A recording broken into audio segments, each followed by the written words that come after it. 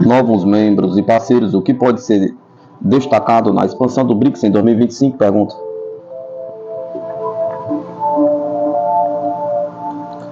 O ano de 2024 foi marcado pela adesão de novos membros do BRICS como membros plenos. Um total de 4 países se juntará: Rússia, Brasil, Índia, China e África do Sul, que formaram a espinha dorsal da associação por muitos anos. O ano de 2025 começou com a tendência clara de continuidade do processo. O BRICS agora tem 10 membros plenos, depois que a Indonésia se juntou oficialmente ao grupo em 6 de janeiro de 2025. Atualmente, os países parceiros são Brasil, Rússia, Índia, China, África do Sul, Egito, Emirados Árabes Unidos, Etiópia, Irã e Indonésia. O que a entrada da Indonésia traz para o BRICS? Pergunta. A Indonésia é o quarto país mais populoso do mundo, com 281 milhões de habitantes. É a 16ª maior economia do mundo em PIB nominal e a 8ª maior em paridade de poder de compra. O país é um grande exportador de petróleo bruto e gás natural, bem como um grande fornecedor de borracha, café, cacau, óleo de palma, açúcar, chá, tabaco, copra e especiarias. Segundo dados do Banco Mundial, seu PIB médio deve crescer anualmente 5,1% entre 2024 e 2026. O Grupo BRICS é uma associação interestatal criada em 2011. A Rússia assumiu a presidência rotativa da organização em 1º de janeiro de 2024. Ano que começou com a entrada de novos membros do Egito, Etiópia, Irã e Emirados Árabes Unidos. A Cúpula do BRICS de 2024, realizada na cidade de Rússia, Kazan, em outubro, definiu os critérios para novos membros e delineou planos para expandir o papel do Banco Nacional de Desenvolvimento do BRICS, entre outras decisões. Conheça os novos estados parceiros do BRICS. Belarus, o aliado de segurança mais próximo da Rússia, localizado no coração da Europa. Bolívia, estado que possui os maiores reservas de lixo do mundo. Cazaquistão, o 9º maior país do mundo com os portos Aktau e Kurik, no Mar Cáspio. Cuba, um país rico em minerais como níquel e cobalto, com uma posição estratégica no Caribe. Malásia, o país que oferece uma localização neutra e não alinhada para um grande centro de semicondutores por meio de sua estratégia nacional para os semicondutores. Tailândia desempenha o papel de construir pontes de paz e colaboração com grupos regionais como a Associação das Nações do Sudoeste Asiático e Cooperação Econômica, a Ásia-Pacífico, o Diálogo da Cooperação Asiática, a Iniciativa da Baía de Bengala para a Cooperação Técnica e Econômica Multissetorial. Uganda, o estado que é estrategicamente crítico para o comércio e investimento regional da África Oriental. Uzbequistão, um país ativo em projetos como Corredor Internacional de Trânsito Norte-Sul, que conecta portos russos aos iranianos. Nigéria, a maior economia da África, o PIB deve crescer 3,6% no ano em 2025 e 2026, de acordo com o Banco Mundial.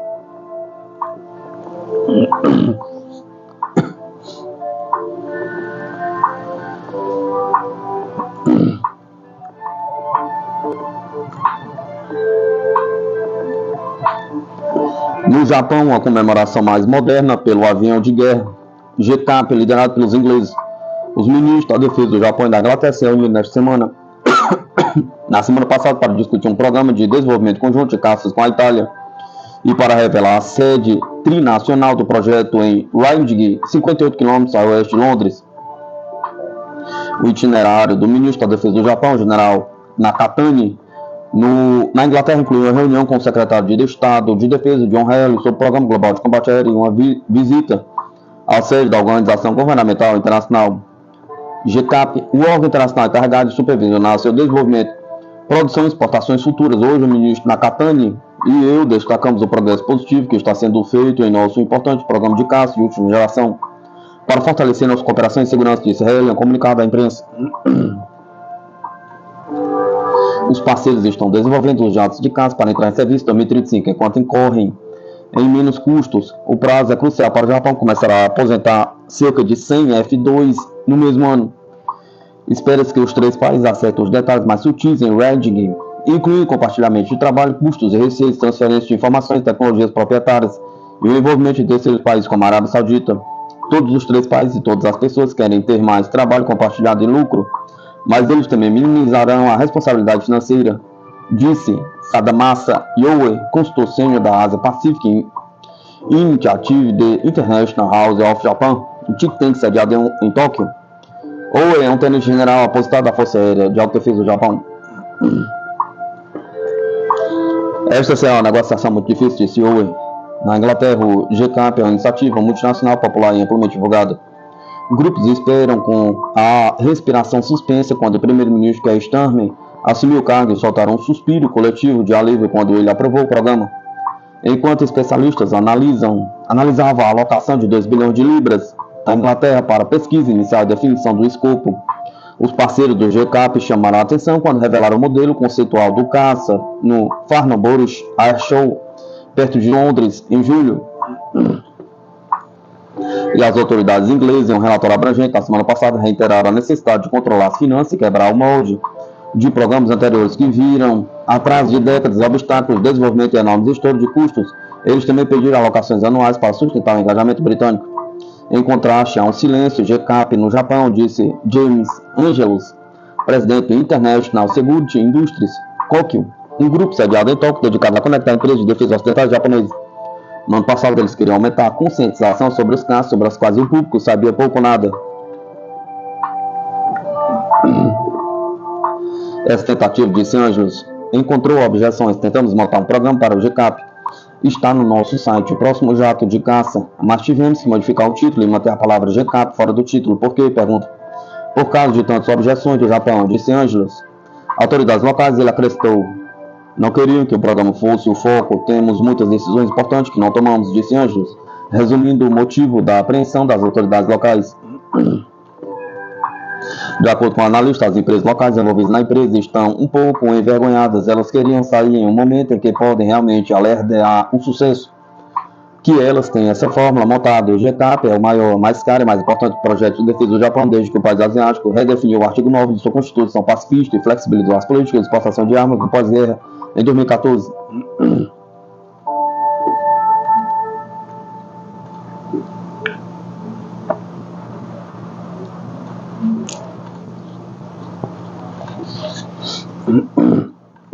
No entanto, levou 8 anos para que o governo divulgasse sua nova estratégia de segurança em dezembro de 2022, que elaborou um método de concentração, mobilização de tropas e transferência de defesa em meio às crescentes ameaças de mísseis nucleares da Coreia do Norte.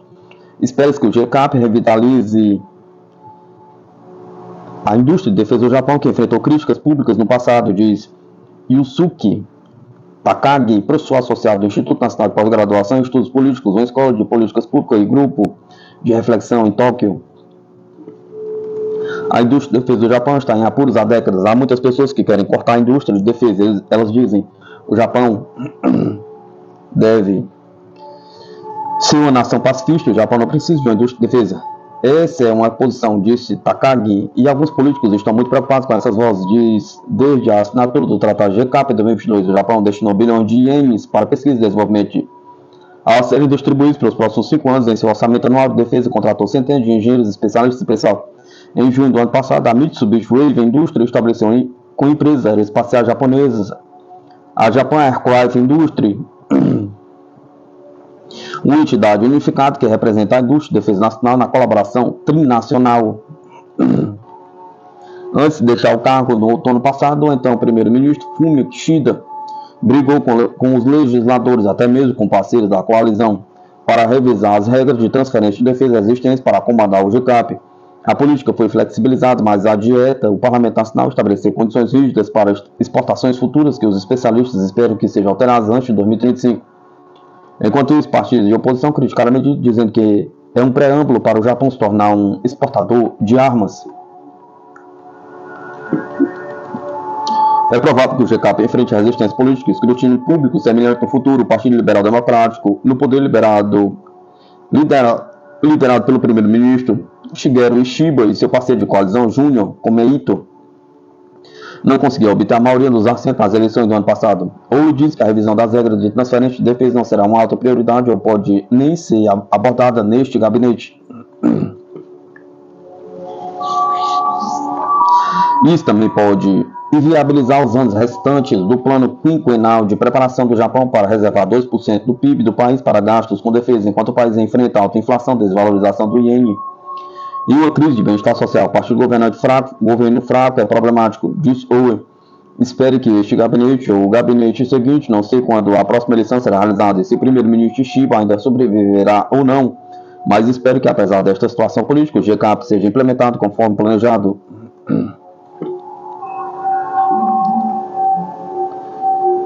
Se o governo conseguir convencer as pessoas de que o GCAP é muito mais barato do que os caças dos Estados Unidos, talvez ele se torne popular, mas não creio que seja assim, disse Takagi.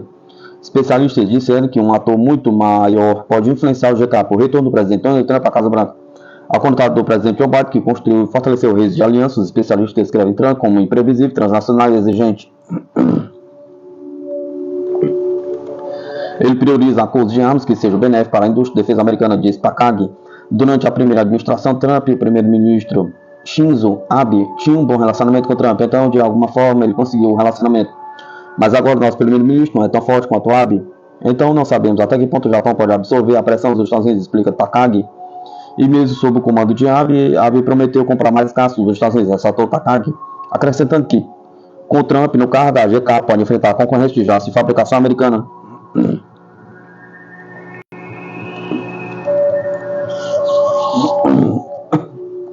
Oi concorda, mas diz que o governo japonês precisa convencer a administração Trump sobre sua estratégia de segurança. O Japão tentará desempenhar um papel importante na melhoria do ambiente de segurança nesta região e trabalhará junto com os Estados Unidos para deter a China, a Coreia do Norte e a Rússia. Ele diz: o melhor próximo passo para o GCAP, diz Takagi, é torná-lo mais concreto. Eles têm que mostrar o progresso do programa. Ele diz: é bem comum que haja atraso, como esse programa de porta-aviões está sendo realizado. Mostre por um passo a passo a Arábia Saudita entrar em cena, sim. Por que não convidamos mais os sauditas? Pergunta.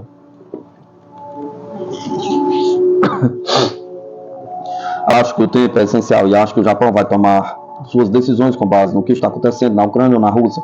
E eles vão apoiar os ingleses com o programa GCAP. Eles estão comprometidos, diz Angelus. Índia obtém assento de observador no programa Eurodrone. A Índia recebeu o status de observador no programa Eurodrone de 4 nações, que está se aproximando da conclusão. A Índia se junta ao Japão como observador do projeto lançado pela Itália, França, Alemanha e Espanha e executado pela agência contratante OCCAR, sediado na Europa, para construir um drone Mali, que dará à Europa maior autonomia no setor de drones, desenvolvido pela Airbus, pela francesa Dassault Aviation, pela italiana Leonardo. O Eurodrone, com envergadura de 26 metros, será especializado em missões de inteligência, vigilância, aquisição de alvos e reconhecimento de longa duração. Durante a visita em outubro às instalações da Leonardo na Itália, os funcionários do programa Eurodrone inspecionaram o computador de missão e o radar Gabiano, escaneado eletronicamente, que serão instalados na plataforma. A principal contratante, a Airbus, declarou que o Eurodrone será capaz de voar em espaço aéreo não segregado, transportar armas, oferecer guerra anti-submarina naval, bem como capacidade de guerra eletrônica, apresentando uma carga útil de 2,3 toneladas, 40 horas de autonomia, altitude máxima de 45 mil pés. Turbo-hélices duplos são posicionados atrás da asa e uma configuração de propulsão. O desenvolvimento segue anos em que os Estados da União Europeia arrastam os pés no desenvolvimento conjunto de drones. Lançado em 2015, o programa Eurodrone originalmente tinha como objetivo uma primeira entrega em 2025, embora a entrada em serviço esteja agora planejada para 2029.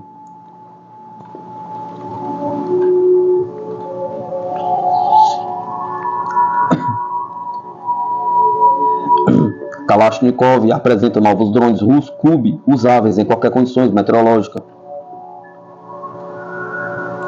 O consórcio de material bélico russo Kalashnikov vai apresentar pela primeira vez 2 modificações de seus mais novos drones de ataque Kub na Exposição Internacional de Tecnologia de Armas de Defesa IDEX 2025. Os drones kamikaze, nomeados oficialmente munições vagantes guiadas, o Kub-2E de 2 classes pequena e média, serão apresentados na Exposição IDEX 2025 de 17 a 21 de fevereiro em Abu Dhabi, Emirados Árabes Unidos, informou a Kalashnikov. A empresa militar ressalta que os drones são equipados com sistemas ópticos e eletrônicos para que os operadores possam apontar as munições para os alvos mesmo se os últimos mudarem de posição. O Kub-2E de classe pequena foi projetado para atingir a infantaria e equipamentos não blindados. Seu homólogo maior de classe média tem uma gama mais ampla de aplicações. Ele foi projetado para atingir o pessoal inimigo, posições de lançamento de drones, plataformas de baseamento de helicópteros, bem como equipamentos militares não blindados e uma blindagem leve. Além de ter uma massa de mais de 10 kg, as características comuns dos drones inclui que podem ser usados de dia e de noite em condições de fumaça e poeira, quando a velocidade de vento no nível de solo atinge 15 metros por segundo, sob interferência eletrônica passivos e ativos no campo de batalha, na faixa de temperatura ambiente de 0,40 graus a mais 50 graus.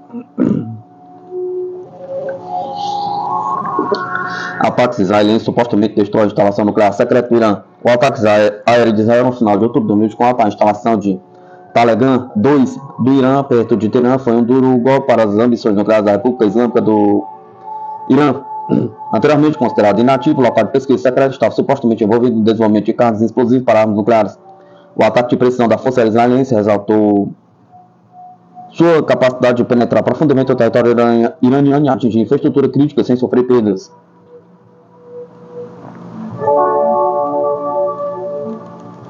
O Irã, incapaz de reconhecer publicamente o ataque sem expor violação do tratado, agora enfrenta um escrutínio intensificado.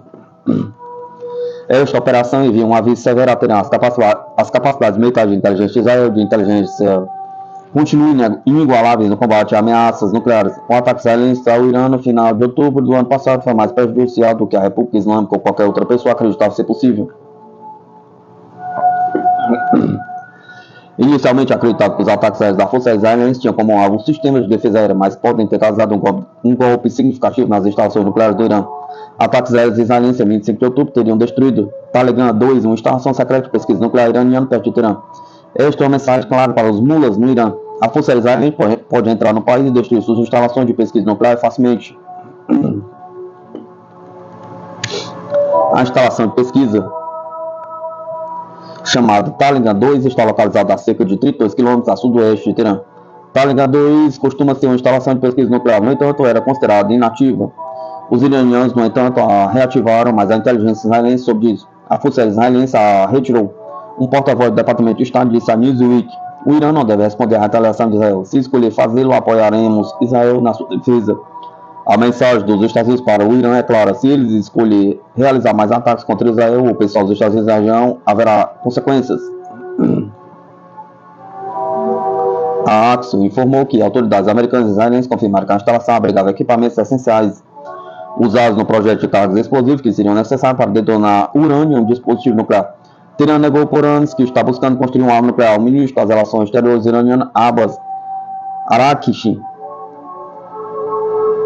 disse: o Irã não está atrás de armas nucleares. Ponto final. O resto do mundo sabe o oposto. Independentemente disso, esse ataque aéreo dos israelenses atrasa o seu programa.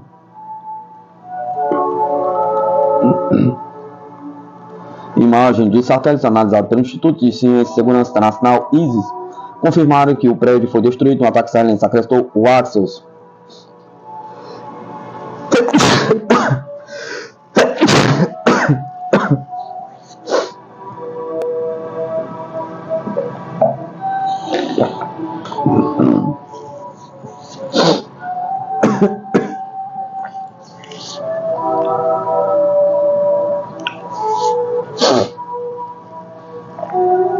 Desde o ataque do Hamas a Israel em outubro de 2023, os israelenses colocaram a culpa em quem ele merece, no Irã.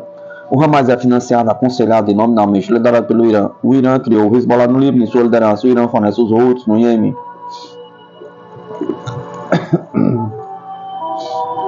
Então, quando o Hamas atacou Israel, as forças de defesa de Israel foram atrás do Hamas, mas a liderança sênior sabia que era Teherã o responsável final.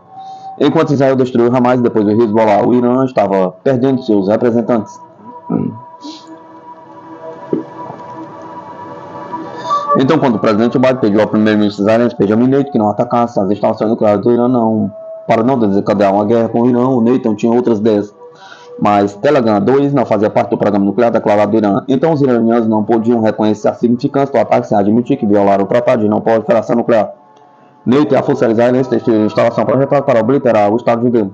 E a mensagem para Teherã de Tel Aviv é que eles penetraram no mais alto nível dos segredos do governo do Irã e que eles poderiam ir a 20 mil de Teherã e eliminar uma instalação nuclear-chave sem perdas para suas próprias forças. A administração Biden enviou um aviso privado ao Irã em junho, expressando sérias preocupações sobre as atividades de pesquisa e desenvolvimento iranianas que poderiam ser usadas para a produção de uma arma nuclear. Rafael Mariano Gross, diretor-geral da Agência Internacional de Energia Atômica, que visitou Teherã em novembro, disse: o fato de tensões internacionais e regionais existirem, isso mostra que o espaço para negociação de diplomacia não está aumentando, está diminuindo.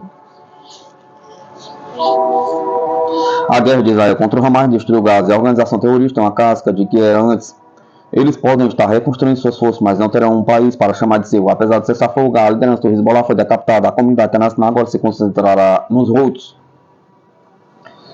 O Irã, se persistir na construção de armas nucleares, pagará novamente o preço por suas ações.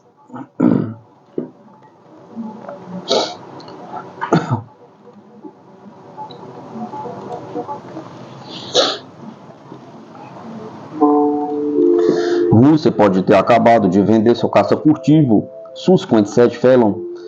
O Su-57 Felon da Rússia, anunciado como um caça furtivo de quinta geração, tem lutado para encontrar compradores internacionais. Altos custos de produção e manutenção somados a atrasos em sistemas importantes como motor e radar AL-51F afastaram clientes sem potencial como Índia e Argélia. A Argélia, compradora frequente de aeronaves russas, continua sendo a melhor esperança de Moscou para exportações, mas enfrenta obstáculos significativos, incluindo altos custos e dúvidas sobre a capacidade de absorção do radar do jato. As críticas da China e um apelo limitado a países com dificuldades financeiras prejudicam ainda mais as perspectivas. Apesar de sua promessa, o futuro da exportação do Su-57 permanece incerto, refletindo desafios mais amplos para a indústria aeroespacial russa. Quando o Su-57 Felon ainda era conhecido pelo seu designador de protótipo de um Sukhoi Design Buruel T-50, havia muita conversa sobre suas perspectivas de exportação. Vários comentaristas em Moscou estavam convencidos de que qualquer país cliente de exportação que já tivesse adquirido o Sukhoi Su-35 ou uma das variantes avançadas do Su-30 seria automaticamente o candidato à compra do T-50. Hoje o T-50 é conhecido como Su-57 Felon e apenas uma nação fora da Rússia comprou o Su-35 até o momento.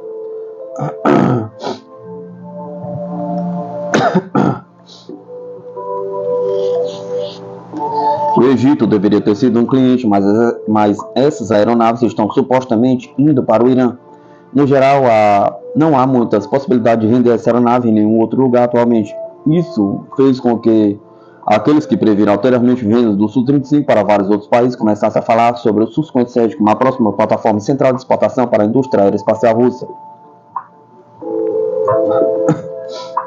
A lista de países que estão sendo cogitados agora como clientes do Su-57 inclui alguns que, se você soubesse alguma coisa sobre o planejamento de aquisição deles ou os recursos com os quais eles têm para trabalhar, acharia essa lista meio ridícula, disse um especialista em aviação baseado em Moscou que falou com o Force 5. Este especialista, que trabalhou anteriormente no setor de aeronave de combate russo, continuou a explicar que o dinheiro que custaria para qualquer nação comprar esta aeronave seria uma quantia considerável, muito maior do que é necessário para comprar qualquer variante de aeronave russa de geração anterior, como os modelos MiG-29, Su-27 e Su-30.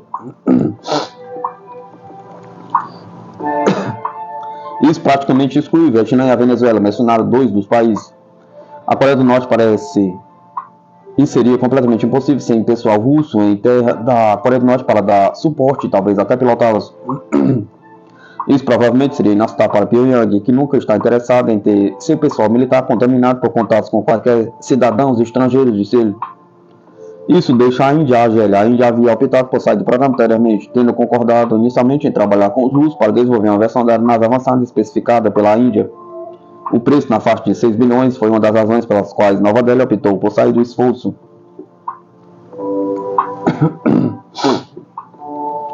Outro problema para os indianos e a maioria dos outros potenciais clientes asiáticos é que os principais sistemas de bordo do Su-57, que supostamente o tornam de quinta geração, ainda não estão em produção em série e têm custos proibitivos por unidade. As primeiras séries de produção do Su-57 Felon foram equipadas com a versão do mesmo motor AL-41F do conjunto de varredura eletrônica passiva PESA, ambos a bordo do Su-35. O motor originalmente projetado para o Su-57, o AL-51F, teve uma história modesto de voo de teste que levaram à validação e só foi revelado no mês passado. A única nação das 5 que tem sido discutida mais seriamente do que as outras é a Argélia.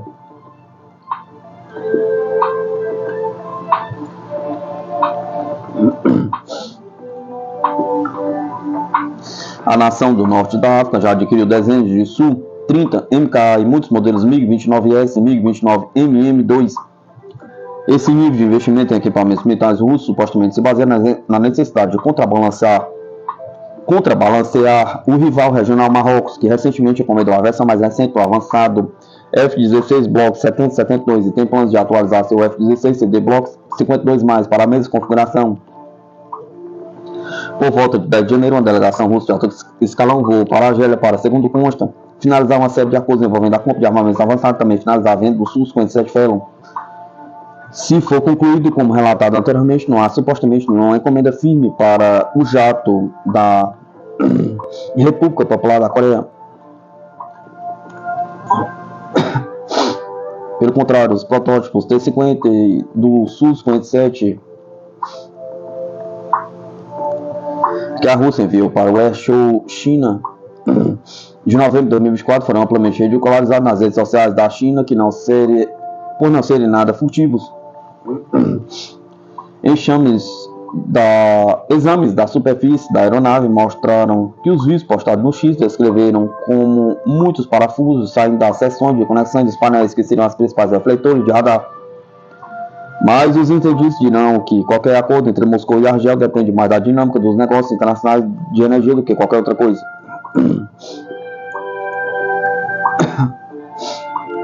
No passado, a Rússia estava disposta a vender algumas de suas armas mais avançadas para a Argélia, bem como perdoar a obrigação de dívidas substanciais para proteger a empresa estatal de energia da nação árabe, a Sonatrach. A empresa gera 90% dos lucros de exportação da Argélia, distribuindo cerca de 60 bilhões de metros cúbicos de gás natural por ano, a maior parte para a Europa. É um player pequeno comparado a Gazprom da Rússia. Ainda assim, a Argélia sempre teve a tecnologia para converter gás russo em GNL, que Moscou precisa para exportar gás para nações que não sejam aquelas conectadas aos seus gasodutos. As sanções impostas a Moscou pela sua invasão da Ucrânia reduziram as vendas de gás russo para vários de seus maiores clientes. Embora a Argélia tenha a tecnologia essencial de que a Rússia necessita para construir instalação de gás natural liquefeito e tenha uma ampla cooperação com Moscou, a Argel ainda assim optou por não aderir a nenhum consórcio de gás liderado pela Rússia. O Su-57, apesar dos incentivos para que Moscou conclua uma vez e solidifique suas relações com a Argélia, ainda é visto como uma possibilidade remota pelos engenheiros de projeto familiarizados com a aeronave. Não é apenas o preço das aeronaves furtivas que é o problema para qualquer país que as adquira, diz James Stevenson, especialista em aeronaves de caça dos Estados Unidos, e autor do livro sobre o fracassado programa de aeronaves de ataque furtivas A-12 da Marinha dos Estados Unidos.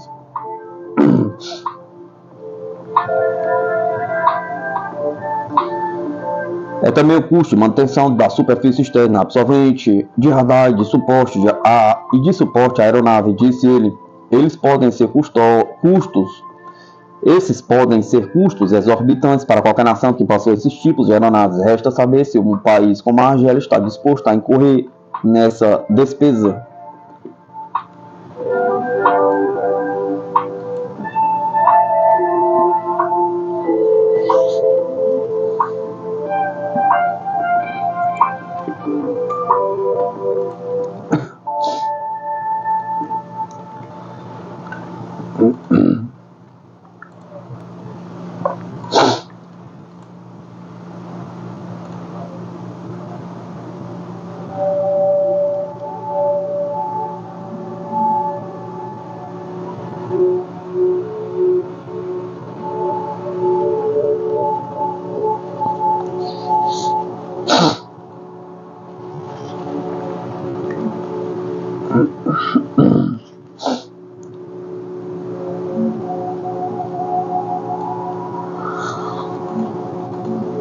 O pesadelo dos porta-aviões da Marinha dos Estados Unidos pode piorar muito.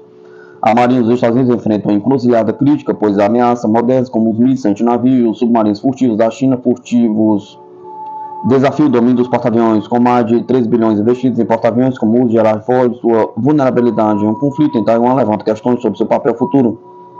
Submarinos armados como este cruzeiro podem oferecer uma abordagem mais segura e eficaz, mas a perda de um porta-aviões pode abalar a determinação americana e aumentar as tensões. À medida que a guerra naval evolui, os Estados Unidos devem adaptar sua estratégia para combater ameaças avançadas, garantindo ao mesmo tempo que seu domínio na região do Indo-Pacífico permaneça intacto.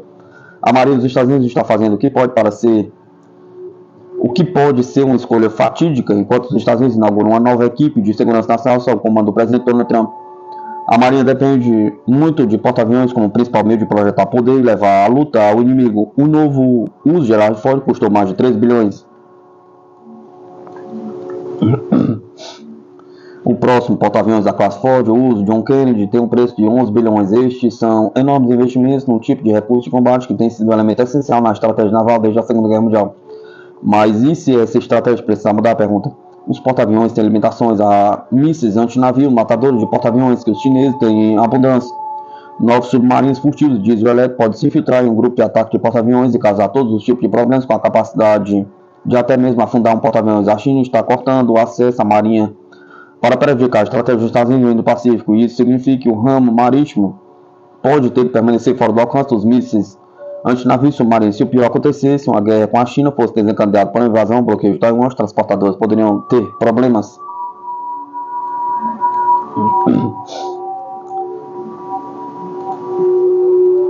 Eu escrevi no meu último livro que os Estados Unidos devem aceitar a possibilidade de perder um porta-aviões. Isso exigiria uma guerra mais ampla, mas também seria um desastre chocante para o público americano, que demonstrou não ser a favor de nenhum tipo de guerra. 5 a 6 mil marinheiros podem morrer. Isso enviaria uma mensagem ao mundo de que os Estados Unidos são vulneráveis. A Marinha está tão acostumada a navegar com segurança em bases aéreas flutuantes que tem poucos planos de contingências para um porta-aviões afundado. Os planeadores de batalha no ramo marítimo estão cientes dos riscos, mas não parece haver medo de que os americanos percam um navio de topo plano. Caberia ao presidente Donald Trump ver quanta determinação e confiança os Estados Unidos teriam contra a China. O presidente reagiria se a China invadisse ou bloqueasse Taiwan? Pergunta. Parece que Trump está mais em sintonia com a abordagem das relações com a China em termos econômicos e políticos, com mais diplomacia do que poderio militar. Isso poderia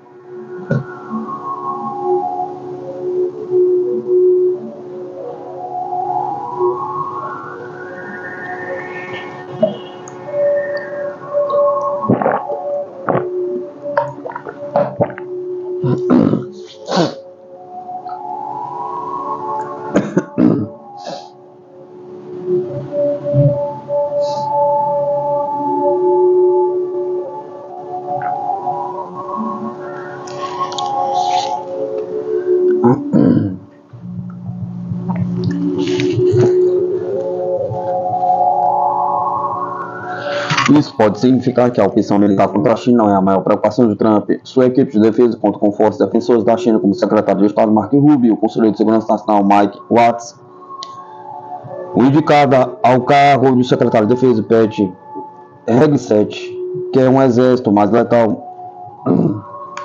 Eles certamente declarariam vingança se a China afundasse o porta-aviões, mas isso não significa que Trump decidirá revidar. Com uma reação tão hostil, uma estratégia operacional que os americanos poderiam tentar lutar com submarinos em vez de navios de superfície. O uso de opção de guerra submarino com mísseis de cruzeiro Tomahawk contra mísseis de navio baseado em terra e defesas aéreas costeiras da China seria uma maneira de revidar. É difícil proteger contra os submarinos movidos a energia nuclear, e os submarinos e navios de superfície americanos também podem afundar os porta-aviões chineses em seus próprios mísseis antinavio. Os Estados Unidos, portanto, têm um dilema.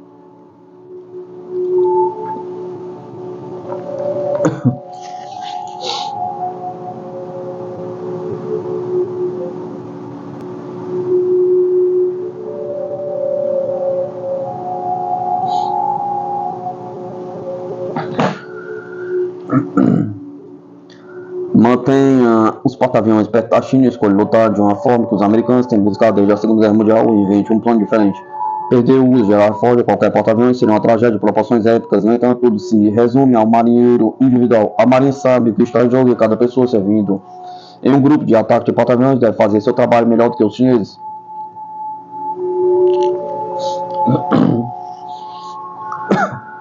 Todos os oficiais alistados americanos devem ser treinados de forma realista. Mesmo o recruta mais baixo deve ser ensinado que pode morrer em um navio afundado. Esta é uma possibilidade com a qual ninguém teve que se preocupar durante a guerra global contra o terror. Agora a guerra é diferente. Há grandes potências para se pensar e elas vêm carregadas com armas navais modernas. Perder o navio era visto como altamente provável durante a Guerra Fria, com a marinha soviética tão forte quanto sempre. Essa era retornou com os chineses. Não vejo os Estados Unidos mudando sua estratégia naval, que depende tanto de porta-aviões tão cedo.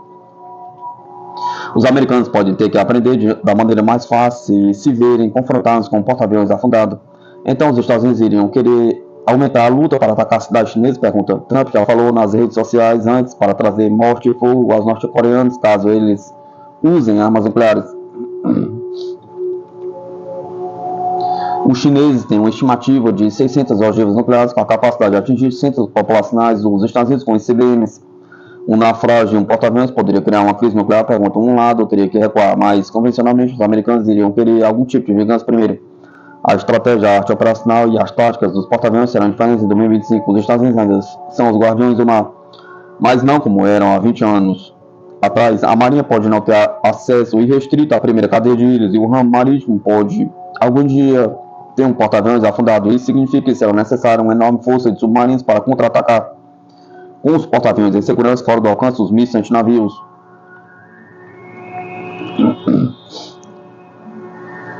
isso pode significar que todo o dinheiro que os Estados Unidos estão gastando na classe Ford pode não dar em nada se a Marinha não puder patrulhar as águas da primeira cadeia de ilhas. Há uma possibilidade real de o porta-aviões afundar caso os americanos lutem por Taiwan.